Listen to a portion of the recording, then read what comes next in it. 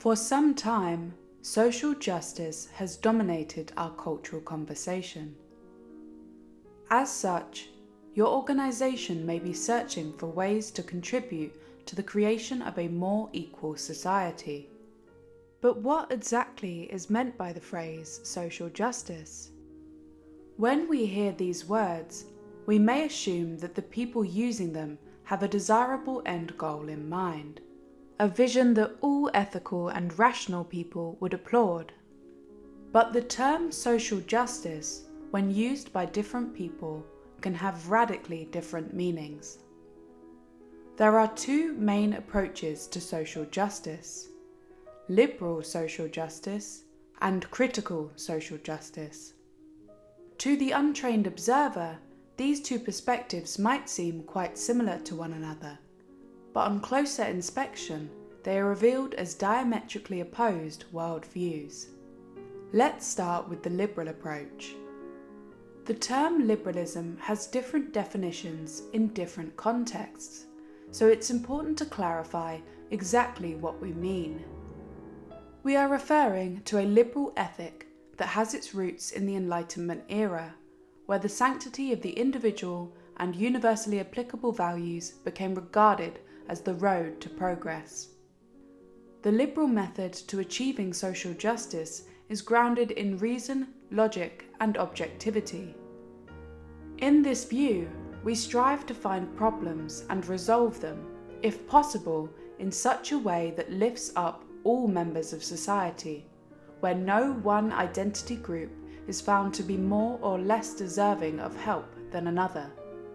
This is, of course, an ideal to be lived up to, and the liberal approach aims at achieving this ideal through incremental and therefore long-lasting change. One of the core mechanisms that underpins such progress is that of open and good faith discourse. Having conversations allows us to make good ideas better, to discard the ones that don't stand up to scrutiny, and to utilize a multiplicity of perspectives so that a light can shine into the areas that were left unconsidered. In contrast, critical social justice utilizes a radically different worldview and is predicated upon vastly different ideals. Critical social justice values subjective experience over reason, evidence, and logic. It rejects individualism in favor of collectivism and therefore views us as being primarily and inevitably defined by group categories. In virtue of this perspective, the complexity of human life and social systems are stripped of their multifaceted nuance and are instead understood merely in terms of the oppressor and the oppressed. Proponents of the theory see all interactions at individual and societal levels as reproducing unequal power dynamics. Thus, all aspects of society are inherently political and problematic, and consequently are in need of disruption. It is this cynicism that causes critical social justice to be inherently illiberal and authoritarian, since the notion that everything within society serves to unfairly distribute power leads into the view that open discourse and freedom of expression are dangerous. Whilst a liberal approach to social justice relies on debate and disagreement, critical social justice sees dissenting views and beliefs as means by which oppression is reproduced, and therefore aims to stifle them.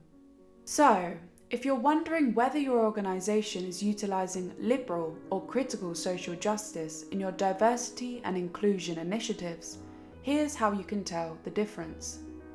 Does the approach encourage debate, allow disagreement, and allow for the right to offend? Or does it see opposing views as dangerous and accept nothing less than ideological conformity?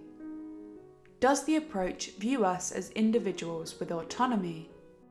Or does it view us as a collection of group identities? Does the approach value scientific inquiry, rigorous empiricism, and value feedback that highlights possible errors? Or does it mistrust science, credit certain identity groups with unequivocal access to truths, and place subjective experience over objectivity? Does the approach view societal problems as having many possible causes? Or does it scapegoat one particular group for all the problems that still exist? Does the approach focus on unity and appeal to humanistic values? Or does it emphasize difference and division? Keep these distinctions in mind, and you will be equipped to spot which approach to social justice is offered by diversity and inclusion initiatives, and can choose the right solution for your business.